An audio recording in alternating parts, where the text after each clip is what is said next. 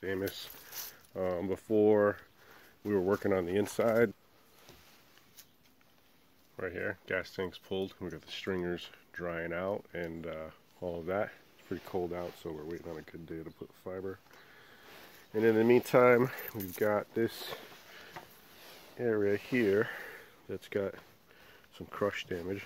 Actually, a tree fell on it. You can probably see how, or hear how flimsy that is. And that's because of the bottom and the top of the boat are separated underneath the rub rail, where the structure and the hull come together. So we're going to be fixing that, starting with pulling these screws out right here. Don't strip the screws, man. No, I don't strip screws. Yeah, you do. I've been doing this. Stripping and screwing, stripping and screwing. I know you, man. It's not the move.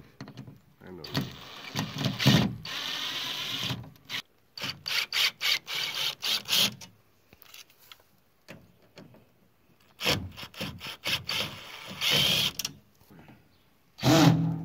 Don't strip the screws.